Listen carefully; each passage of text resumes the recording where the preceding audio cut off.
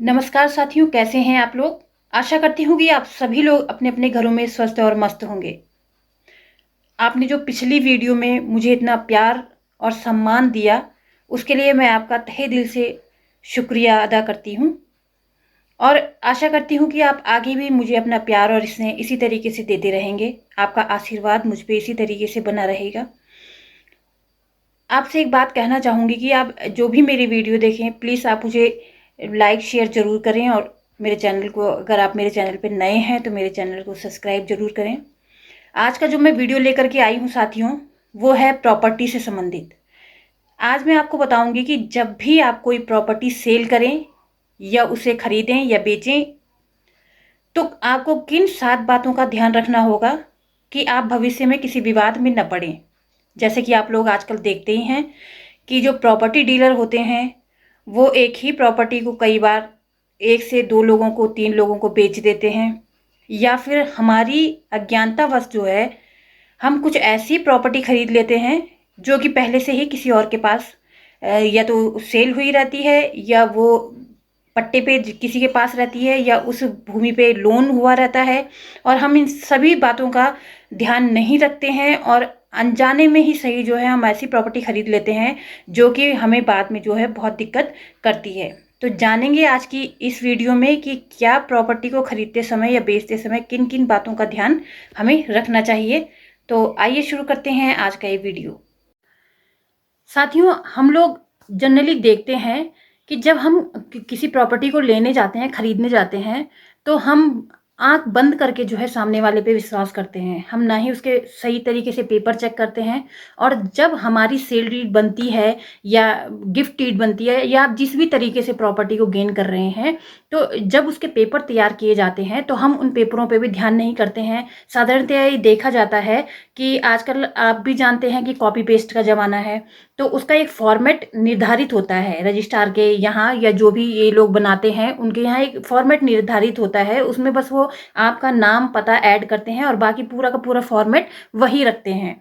तो आपने सबसे पहले क्या करना है कि जो भी वो फॉर्मेट आपको देते हैं सिग्नेचर करने के लिए आपकी सील डीड का, तो आप उसे पहले सही तरीके से पढ़ें।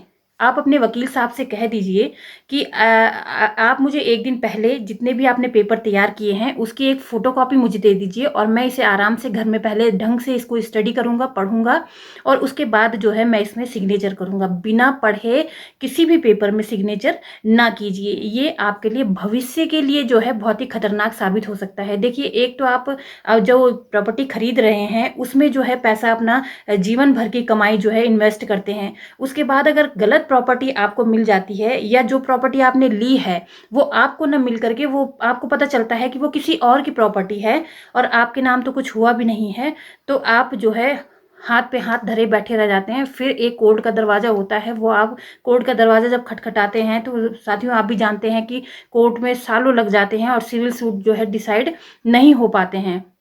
तो इसलिए जब भी आप प्रॉपर्टी लें, आप चाहे उसे सेल के द्वारा लें, या आप उसे गिफ्ट के द्वारा लें, या आप उसे दान लें, या जिस भी तरीके से लें, आप उसको जो है अच्छी तरीके से स्टडी करें और उसकी एक एक बात को, कि वो पहले किसने किसके नाम से थी, कहाँ से थी, उसके क्या है, क्या किस तरह की वो ज़मीन है। जैसे कि हमारे उत्तराखंड में जेडीए और नॉन जेडीए की ज़मीन चलती है, कैसरीन ज़मीन चलती है। तो ये सारी बातें आपने देखना, और आप जहाँ से भी मेरी वीडियो देख रहे हैं, आपके यहाँ जिस भी प्रकार की ज़मीनें चलती हैं, उस ज़मीन का आप विशेष ध्यान रखिए कि उस कागज़ में किस प्रकार की वो ज़मीन दिखाई गई है। यानी कि एक कृषि भूमि होती है और एक अकृषि भूमि होती है। तो किस तरीके की भूमि जो है उसमें दिखाई गई है जो आप खरीद रहे हैं। साथियों, ये तो बात हुई डॉक्यूमेंट चेक करने की। अब जो दूसरी बात आती है, वो जब भी आप कोई प्रॉपर्टी लेते हैं, आप उसका नजरी नक्शा ज़रूर बनवाइए। देखिए, हमारे यहाँ नजरी नक्शा पटवारी बनवाता है, और कहीं-कहीं पटवारी को लेखपाल कहते हैं। हो सकता है आप लोगों के यहाँ कुछ और भी कहते हों, क्योंकि मुझे बहुत सारे फ़ोन आए हैं। कोई गुजरात से फ़ोन आया है पिछली वीडियो को देख कर के, कोई आंध्र प्रदेश से फ़ोन आया है, कोई छत्तीसगढ़ से फ़ोन आया है, और सभी लोग कह रहे थे कि हमारे यहाँ पटवारी को कुछ कुछ और नाम से पुकारते हैं। तो पटवारी या लेखपाल, या आपके यहाँ जो भी तहसील से संबंधित राजस्व अधिकारी है, वो जो है नजरी नक्शा बनाता है। देखिए साथियों, नजरी नक्शा बनाने से दो फायदे होते हैं। एक तो नजरी नक्शा ये क्लियर करता है कि जो प्लॉट नंबर ए है उसके चारों तरफ किस किस के मकान है या किस किस के प्लॉट हैं या किस किस के जमीन है, उसे हम कहते हैं नजरी नक्शा। और वो रजिस्ट्री में 14 के द्वारा, उसे 14 कहा जाता है कि जो प्लॉट मैंने लिया है उसके चारों तरफ, 14 मतलब उस प्लॉट के चारों तरफ, उत्तर पूरब पश्चिम उत्तर दक्षिण में किसका प्लॉट है, किसकी जमीन है, किसका घर है, किसके खेत हैं, ये सारी चीजें जो है उसमें उसकी 14 के द्वारा जो है दर्शाई जाती है। तो इसलिए जरूरी है कि जो भी प्लॉट आप खरीदें या जो भी मकान या जो भी प्रॉपर्टी आप खरीदें उसका नजरी नक्शा जरूर बनवाइए। नजरी नक्शा बहुत ही जरूरी होता है, और अगर भविष्य में आपकी प्रॉपर्टी में कोई डिस्प्यूट होता है तो ये 14 जो नजरी नक्शा के माध्यम से बनती है, रजिस्ट्री में ऐड की जाती है, उसके माध्यम से बहुत सारी बातें जो है क्लियर हो जाती हैं। सपोज मैं आपको बताऊं कि मेरा एक क्लाइंट था, उसने खेत नंबर, आपके एग्जाम्पल के तौर पे बताती हूँ, उसने खेत नंबर 6 खरीदा, लेकिन कुछ टाइम के बाद जब उसकी रजिस्ट्री हो गई, उसका दाखा हो गया, उसके बाद एक दूसरा आदमी आता है, वो कहता है वहां पे मैंने खेत नंबर 7 खरीदा।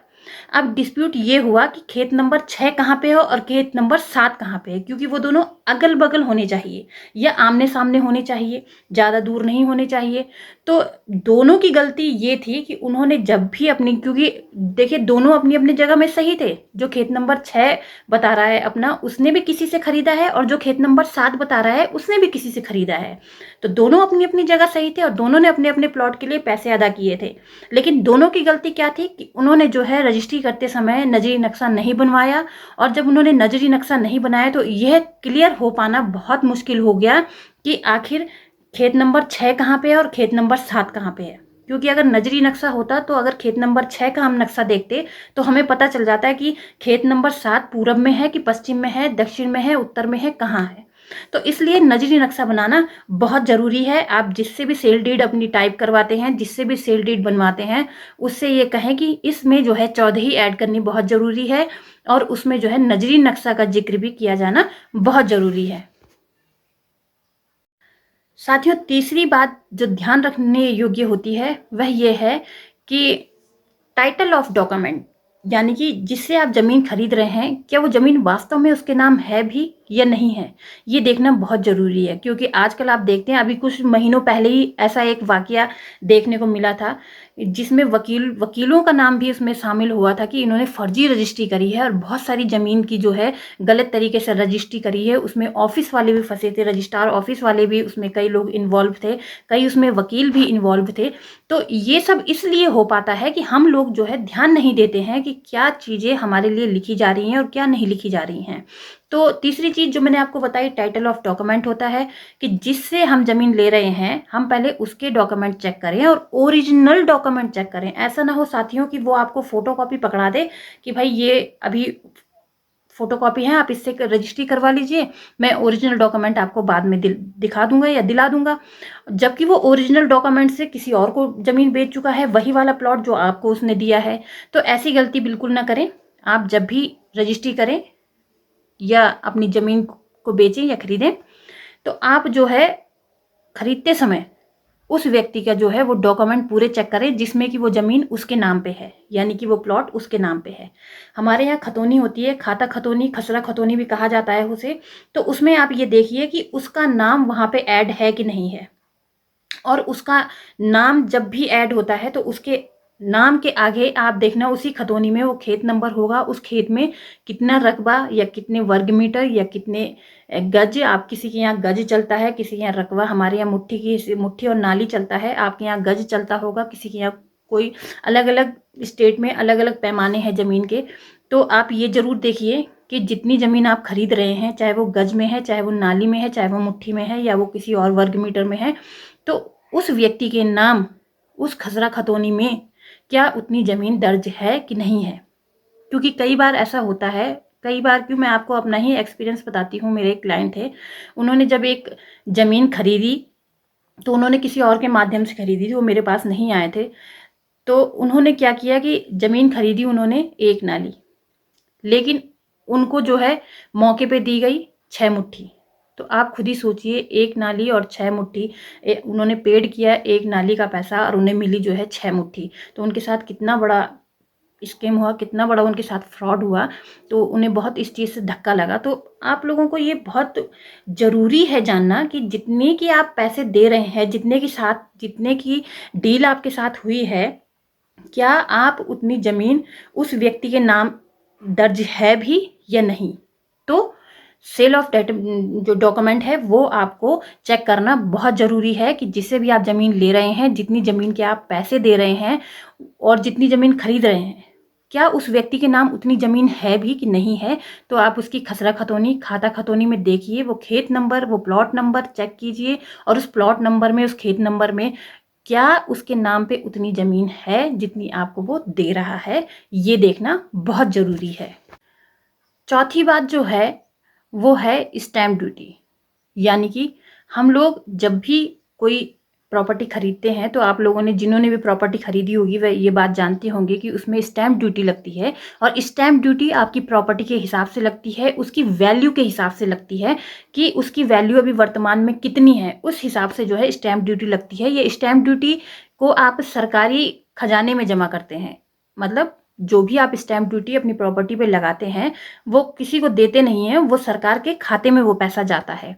तो हम लोग कई बार सोचते हैं कि आखिर इतनी सारी स्टैम्प ड्यूटी सरकार को क्यों दी जाए। हम इतना महंगा, जैसे हम, आपने 15 लाख का प्लॉट खरीदा, तो आपने 15 लाख के प्लॉट के लिए जो है, 15 लाख में जो आपने खरीदा, उसके लिए आपने 5 लाख की स्टैम्प ड्यूटी लगाई। तो कई लोग होशियार बनते हैं, चालाक बनने की कोशिश करते हैं। वो कहते हैं क्यों स्टैम्प ड्यूटी लगानी है यार, हटाओ इस स्टैम्प ड्यूटी को और किसी और शॉर्ट तरीके से जो है प्रॉपर्टी को बेचो और हम खरीदने के लिए तैयार हैं। तो कई लोग पावर ऑफ अटॉर्नी के हिसाब से भी जो है प्रॉपर्टी सेल कर देते हैं और हम लोग खरीद भी लेते हैं। तो पावर ऑफ अटॉर्नी के हिसाब से जब हम प्रॉपर्टी खरीदते हैं साथियों, तो देखिए, हम उस प्रॉपर्टी का पैसा पूरा देते हैं स्टैम्प ड्यूटी को छोड़ के। सपोज वो ज़मीन 15 लाख की है और हमने उसमें 3-4 लाख जो है स्टैम्प ड्यूटी लगाने थे, वो स्टैम्प ड्यूटी छोड़ के जो है हम उस ज़मीन का पूरा पैसा सामने वाले को देते हैं। और कम पैसे में, यानी कि 50,000, 60,000, 1 लाख में जो है हम उस, जो वो हमको पावर ऑफ अटॉर्नी दे रहा है, उसको हम रजिस्टर करवा देते हैं। तो हम सोचते हैं हमारा काम खत्म हो गया। लेकिन भविष्य में कभी अगर उस सामने वाले का मन बदल गया और उसने अपनी पावर ऑफ अटॉर्नी को कैंसिल, क्योंकि वो कैंसिल भी करा सकता है, वो कभी भी उस पावर ऑफ अटॉर्नी को कैंसिल करवा सकता है, चाहे वो आपने रजिस्टर्ड ही क्यों ना करवाई हो। तो इस बात का आप विशेष ध्यान रखें। जब भी प्रॉपर्टी खरीदें, जल्दबाजी बिल्कुल ना करें।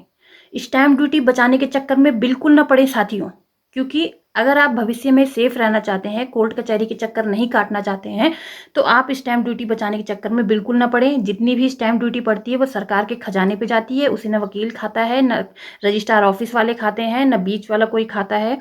वो सीधे और सीधे सरकार के खजाने पे जाती है। और आप उस, जो आपकी स्टैम्प ड्यूटी है, उसको, उसकी स्टैम्प आते हैं, वो आप देख, अगर आपने प्रॉपर्टी डीलर को 50,000 सपोज अगर स्टैम्प ड्यूटी के दिए हैं, तो 50,000 के वो स्टैम्प आपको दिखाएगा, उसमें लगे होंगे वो 50,000 की स्टैम्प ड्यूटी, वो आप सामने ही देख सकते हैं। तो शॉर्टकट तरीके से कभी भी प्रॉपर्टी गेन न करें, प्रॉपर्टी न खरीदें और जल्दबाजी प्रॉपर्टी खरीदने में न दिखाएं। स्टैम्प ड्यूटी जितनी लगती है उतनी लगाएं, उसको कम और ज़्यादा अपने बुद्धि विवेक के हिसाब से न करें। क्योंकि देखिए, कभी कभी हमारी चतुराई, हमारी चालाकी ही हम पे भारी पड़ती है। इसलिए जितनी भी स्टैम्प ड्यूटी लगती है आप उसे लगाएं और पावर ऑफ अटॉर्नी के हिसाब से ज़मीन का क्रय विक्रय बिल्कुल भी ना करें, यह आपके भविष्य के लिए खतरनाक हो सकता है। पांचवी बात जो साथियों होती है वो होती है इनकम्फ्रेंस प्रॉपर्टी। इसके लिए आपको ये जानना जरूरी होता है कि इनकम्फ्रेंस प्रॉपर्टी क्या होती है। तो देखिए साथियों, कभी कभी क्या होता है कि किसी व्यक्ति ने अपनी प्रॉपर्टी लोन में रखी हुई है, बैंक में रखी हुई है, उसने उस प्रॉपर्टी पे लोन लिया हुआ है और आप इस बात को जानते नहीं हैं कि उस प्रॉपर्टी पे लोन है। जानते इसलिए नहीं है क्योंकि आपने उस प्रॉपर्टी की सही तरीके से छानबीन नहीं करी है। और जब आप उस प्रॉपर्टी को खरीद लेते हैं, अपने नाम कर लेते हैं, उसके बाद जब आप वहाँ पे जाते हैं उस प्रॉपर्टी में, तो आपको बैंक के द्वारा एक नोटिस भेज दिया जाता है, लीगल नोटिस, कि ये इस प्रॉपर्टी पे लोन है। देखिए साथियों, लोन जिस प्रॉपर्टी पे लिया जाता है, पहले तो वो उस प्रॉपर्टी को सेल नहीं किया जा सकता है उस आदमी के द्वारा, क्योंकि वो प्रॉपर्टी तो उसने ऑलरेडी एक जगह पे गिरवी रखी हुई है। तो वो गिरवी रखी हुई चीज को दोबारा किसी और को सेल नहीं कर सकता है। लेकिन इन केस अगर किसी ने बहुत चालाकी से जो है वो प्रॉपर्टी अगर किसी के नाम कर दी या उसको सेल कर दिया, तो जो है कि आप उस लोन को भरने के लिए फिर हकदार हो जाएंगे। तो इसलिए आप ये बात जान लें कि सबसे पहले छानबीन करते समय इस बात का भी ध्यान रखें, यानी कि जिससे आप प्रॉपर्टी खरीद रहे हैं उससे ये पूछ लीजिए कि आपने इस प्रॉपर्टी पे लोन तो नहीं ले रखा है, और अगर ले रखा है तो अगर सपोज जैसे उसने कह दिया कि मैंने इस पे लोन ले रखा है लेकिन मैंने चुकता कर लिया है वो लोन, तो आप उससे बैंक के द्वारा दी गई एक एनओसी आती है, एनओसी आप उससे मांगिए कि आप मुझे एनओसी दिखाइए कि अगर आपने इस पे लोन लिया था और अब आपने लोन जो है चुकता कर दिया है, तब आप मुझे ये प्रॉपर्टी सेल कर रहे हैं, तो आप मुझे इसकी एनओसी दिखाइए। और एक बात और भी, एक सिचुएशन इस स्थिति में और भी आती है साथियों, कि कई बार जिससे हम प्रॉपर्टी खरीदते हैं वो हमारे ही चिर परिचित रहते हैं, तो वो उनका ये कहना होता है कि भाई मैंने इस प्रॉपर्टी पे लोन लिया है, मुझे चुकाना है, तो ये मेरी 15 लाख की या 1 करोड़ की प्रॉपर्टी है, मैं इसे जो है सस्ते दामों में 80 लाख में इसको आपको दे दूंगा, और मैं उसी 80 लाख से जो है प्रॉपर्टी को लोन चुका दूंगा। तो आप यहाँ पे ये बात ध्यान रखिए कि आपने जो एग्रीमेंट आपके बन रहा है, जो सेल डीड आपकी बन रही है, उसमें इस बात का जिक्र जरूर कराना है कि फला फला व्यक्ति के द्वारा जो है फला फला बैंक से इतने इतने का लोन लिया गया है, और इसके द्वारा जो है इस बात की शपथ ली गई है कि मैं लोन का पैसा खुद चुकाऊंगा, और जो भी उसको सेल करने के बाद जो भी मेरे द्वारा रकम दी जाएगी उससे वो जो है उस बैंक का लोन चुका। ये अपने एग्रीमेंट में इस चीज़ का जिक्र जरूर कीजिए। पहले तो साथियों ऐसी प्रॉपर्टी लेने की ज़रूरत बिल्कुल भी नहीं है अगर आप भविष्य में किसी डिस्प्यूट में नहीं पड़ना चाहते हैं। और अगर आपको ऐसा लगता है कि अगर हमारा कोई परिचित है, उसे पैसों की ज़रूरत है और हमें उसकी मदद करनी चाहिए, तो अपने एग्रीमेंट में ये बात ज़रूर ऐड करवाएं। साथियों, छठवीं बात जो हमें ध्यान रखनी है वो है position of property. Position of property क्या होती है कि जब भी मैंने कोई प्रॉपर्टी खरीदी है, मैंने सारी चीज़ें ध्यान रखी हैं, मैंने नजरी नक्शा बनाया है, मैंने डॉक्यूमेंट चेक किए हैं, मैंने सब कुछ प्रॉपर तरीके से किया है, लेकिन मैंने एक भूल कर दी कि मैं उस प्लॉट में नहीं गया जहाँ की वो ज़मीन है। कई बार हम अपने रिश्तेदारों के, अपने सगे संबंधियों के कहने पे आ जाते हैं कि आप उस जब प्लॉट को देख करके आ जाइएगा, मेरा टाइम नहीं है, या आप फलानी जगह चले जाइएगा, मेरा टाइम नहीं है, और आपने जैसे कह दिया बस हमने विश्वास कर लिया। ऐसा नहीं करना है साथियों, क्योंकि हम जीवन भर की कमाई अपनी उस प्रॉपर्टी पे लगा रहे हैं, हम अपनी मेहनत का, खून पसीने का पैसा हम वहाँ लगा रहे हैं, तो बिना अपनी आंखों से देखे हुए कोई भी चीज़ क्रय विक्रय नहीं करनी है। आप वहाँ जाइए, वहाँ देखिए कि उस प्रॉपर्टी में जो हम खरीद रहे हैं वहाँ पे किसका कब्जा है। अगर किसी का कब्जा नहीं है तभी आप वो प्रॉपर्टी खरीदिए, क्योंकि कई बार ऐसे मामले भी मेरे सामने आते हैं कि वो बेचारी कोई महिला रहती है या कोई बुजुर्ग रहते हैं, और वो दूसरों के भरोसे जो है, क्योंकि वह इतनी बार आना जाना नहीं कर पाते हैं, तो वो किसी दूसरे के भरोसे जो है वो प्रॉपर्टी ले लेते हैं। प्रॉपर्टी तो उन्होंने ले ली, लेकिन जब वो उस प्रॉपर्टी पे जाते हैं तो उन्हें पता चलता है कि वहाँ तो किसी और का पोजीशन है, वहाँ तो किसी और का कब्जा है, जबकि वो रजिस्ट्री में भी ये लिख दिया जाता है कि भाई मैंने जिसे लिया है मैं अपने हक हिस्से का और अपने कब्जे का जो है हिस्सा जो है इनको दे रहा हूँ, इनको रजिस्ट्री के द्वारा दे रहा हूँ। लेकिन जब हम वहाँ जाते हैं तो हमें ये दिखता है कि वहाँ तो किसी और का कब्जा है, और तब हम फिर पड़ते हैं कोर्ट कचहरियों के चक्कर में। तो साथियों, जब भी प्रॉपर्टी लें आप मेरी इन 6 बातों का ध्यान रखें। और अब मैं आपको बताती हूँ कि 7 और इम्पोर्टेंट बात। साथियों, 7वीं बात आती है विटनेस की, जिसको कि हम बहुत हल्के में लेते हैं, और हम ये कहते हैं कि तू ही आगे विटनेस बन जा, या तू ही आगे विटनेस बन जा। किसी को भी जो है विटनेस बना देते हैं, कभी कभी हम वकील को ही विटनेस बना देते हैं। अब सपोज आप रहते हैं दिल्ली में और आपने ज़मीन ली अगर बम्बई में, और बम्बई के वकील साहब को कह दिया कि भाई आप ही यहाँ पे विटनेस बन जाइए, और कल को वकील साहब सपोज ख़त्म हो गए, या वो वकील साहब कहीं और ट्रांसफ़र हो गए, कहीं और उन्होंने शिफ्ट कर लिया, तो आप कहाँ से लेकर के आएंगे अगर कोई जो है लिटिगेशन उस प्रॉपर्टी में भविष्य में होता है तो इस चीज़ का ध्यान रखिए कि जो भी आप रजिस्ट्री करते समय जो भी आप विटनेस बनाए वो आपके परिचित लोग होने चाहिए। और कोशिश कीजिए कि जो उस खसरा खतौनी में जो व्यक्ति हैं उनको ही विटनेस बनाए तो ज़्यादा अच्छा रहेगा। सबसे बेस्ट तरीका यही होता है कि जो भी उस खसरा खतौनी में लोग हैं, अगर उसमें से कोई विटनेस मिल जाता है तो वेल एंड गुड। सबसे बढ़िया, इससे बढ़िया कोई बात नहीं होती है कि जो लोग उसमें ऐड हैं, क्योंकि खतौनी में, खसरा खतौनी में बहुत सारे लोग होते हैं साथियों। तो अगर आप उसमें से किसी को अगर विटनेस बनाते हैं, क्योंकि आपको पता है कि रजिस्ट्री करते समय 2 विटनेस की ज़रूरत पड़ती है। तो हम लोग 2 विटनेस सोचते हैं कि सस्ते में निपट जाएंगे, कौन अपने साथ इतनी दूर से इतनी दूर के 2 आदमियों को लेके जा रहा है, उनका आना जाना खाना पीना सब देना पड़ेगा। तो हम वहीं के ही किसी आदमी को बना देते हैं। लेकिन अगर भविष्य में कभी कोई लिटिगेशन हो जाता है, कभी कोई विवाद हो जाता है उस प्रॉपर्टी से संबंधित साथियों, तो हमें फिर दिक्कत आती है कि हम उस विटनेस को कहाँ लाएं, कहाँ से लाएं, क्योंकि जो कोर्ट होती है वो सबसे पहले उसी को ही रिकॉल करती है जो कि उसमें विटनेस होता है कि क्या ये रजिस्ट्री आपके सामने की गई है, क्या आपके इस रजिस्ट्री में जो सिग्नेचर है वो सही है, सत्य है। तो इसलिए साथियों, अपनी रजिस्ट्री में, अपनी खरीद की प्रॉपर्टी में जो भी आप 2 विटनेस बनाएं वो अपने परिचित बनाएं। मुमकिन हो सके तो उस प्रॉपर्टी में ही जो ऐड लोग हैं उन्हीं को बनाएं। अगर वो ना मिल सके तो अपने किसी ऐसे व्यक्ति को बनाएं जो कि भविष्य में आपका साथ दे अगर कोई लिटिगेशन होता है। तो साथियों, ये था आज का मेरा वीडियो जो कि प्रॉपर्टी पे था। आशा करती हूँ कि ये टॉपिक आपको बहुत पसंद आएगा और आपके काम भी आएगा, और इस विषय को जो है सभी को इस विषय की जानकारी हो, इसके लिए जो है आप मेरे इस वीडियो को आगे शेयर ज़रूर कीजिएगा अपने सगे संबंधियों के साथ, अपने साथियों के साथ, मित्रों के साथ, अड़ोसी पड़ोसियों के साथ, क्योंकि हो सकता है कि कभी कोई प्रॉपर्टी खरीदने का सोचे तो उसको जो है इन बातों का ध्यान जरूर रखे वो इन बातों का ध्यान, और उससे उसे जो है इस वीडियो से कुछ लाभ मिल सके। तो मिलते हैं साथियों इसी तरीके से की जो है अन्य जानकारी के साथ। तब तक के लिए जय हिंद, नमस्कार।